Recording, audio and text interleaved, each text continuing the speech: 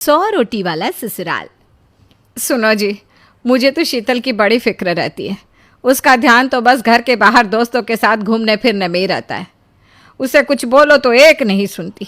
मैं तो कहती हूँ इसकी जल्दी शादी वादी करवा दो, वरना लड़की हाथ से निकल जाएगी। तुमसे ज़्यादा चिंता है मुझे शीतल की शादी की। कल ही वो रामपुर वाले मौसा जी को फ़ोन भी किया था। बता रहे थे एक लड़का है नज़र में। उनका अपना घर है और लड़का भी अच्छा है। अरे तो फिर बस बात चलाओ ना, एक बार देखे तो सही लड़का और घर बार कैसा है। कौन से लड़की की बात चल रही है यहाँ? तुम्हारी शादी की बात चल रही है बेटी। अब तुम्हारी शादी की उम्र हो रही है तो लड़का तो देखना पड़ेगा ना। उफ़ो, मुझे अभी नहीं करनी शादी वादी। ये तो मेरे खेलने कूदने के दिन है। बहुत खेल कूद ली तुम। अब घर के काम धाम सीखने की कोशिश करो, समझी? ससुराल जाकर हमारी नाक मत कटवा देना। सब्जी काटनी तो आती नहीं इसको, तो नाक ही कटवाएगी। अरे मैं इसे शादी तक अच्छे से सब सिखा दूंगी। आप तो बस उस लड़के से इसकी शादी की बात चलवाओ। कुछ दिनों बाद कुणाल और उसकी माँ शीतल को देखने घर आते हैं। कुणाल दिखने में बड़ा ही स्मार्ट होता है। शीतल तो उसे देखती ही रह जाती है। देखो जी, हमारी कोई डिमांड तो है नहीं, बस हम चाहते हैं कि लड़की घरेलू हो, घर के सारे कामकाज संभाल ले। अब आपके परिवार में तो बस 3 ही लोग हैं, पर हमारा तो खूब भरा पूरा परिवार है। बाकी हमें लड़की के घूमने फिरने दोस्तों से मिलने से कोई दिक्कत नहीं है। घर का काम करने के बाद जो चाहे सो करे।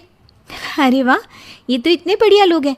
लड़का भी इतना स्मार्ट है और ऊपर से इन्हें मेरे घूमने फिरने से भी कोई दिक्कत नहीं है। हे भगवान, तूने तो बिना मांगे ही मुझे सब दे दिया। बताओ जी, और क्या चाहिए हमें? हमारी तरफ से तो रिश्ता पक्का है जी।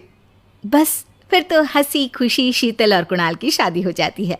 शीतल मन ही मन बड़ी खुश होती है और उसी खुशी के साथ वो अपने ससुराल में कदम रखती है। आओ बहू, तुम्हारा अपने ससुराल में स्वागत है। ये मिलो अपने परिवार से। ये तुम्हारे ससुर जी, तुम्हारी ननद सुनीता और गीता, सुनीता के पति राजेश और उनके 2 बच्चे राजू और चिंटू। ये ना हमारे साथ यहीं रहते हैं।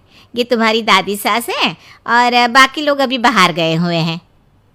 इतने सारे लोग, ये सब यहीं रहते हैं इस घर में? अरे अभी तो मेरे देवर देवरानी और उनके 3 बच्चे यहाँ नहीं है। उसके मायके में भी शादी थी ना, तो बस वहीं गई है। कल तक आ जाएंगे। हे भगवान, ये घर है या धर्मशाला? ये सब एक साथ इस घर में कैसे रहते हैं? मुझे तो पता ही नहीं था इनका इतना बड़ा परिवार है। अब समझी कि कोई डिमांड क्यों नहीं की इन्होंने। ये सब चाल चले मेरे साथ। अरे बहू, खड़े खड़े क्या सोच रही हो? चलो अपने कमरे में जाकर आराम करो। जी माँ जी। अगले दिन शीतल का ससुराल में पहला दिन होता है। शीतल रसोई में जाकर सबके लिए खीर बनाने लगती है। तभी उसकी ननद सुनीता आती है। अरे वाह भाभी, आज क्या बना रही हो?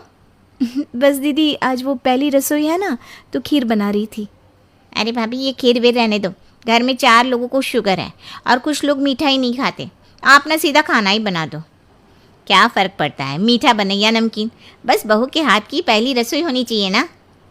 जी दीदी, तो फिर मैं खाना ही बना देती हूँ। आप बता दो खाने में क्या बनेगा? बस सिंपल सी कोई सब्जी बना दो, जैसे आलू गोभी या आलू मटर, और उसके साथ रोटियां सेक दो। हमारे परिवार में अब तुम्हें मिलाकर पूरे 20 लोग हो गए हैं। 15 बड़े और 5 बच्चे। बड़ों की 6 और बच्चों की 2 के हिसाब से रोटी बना देना। चलो मैं चलती हूँ, सब देख लेना। हाँ, बड़ों की 6 रोटी मतलब कि 15 लोगों की 90 रोटियाँ, और बच्चों की 2 रोटी मतलब 5 बच्चों की 10 रोटियाँ। 90 और 10 मतलब कुल मिलाकर 100 रोटियाँ। हाय, मैं तो मर गई। 100 रोटी अकेले कैसे बनाऊंगी? माँ, ये तुमने मेरी शादी कहाँ कर दी? शादी से पहले तो मैंने कभी 4 रोटी से ज़्यादा नहीं बनाई।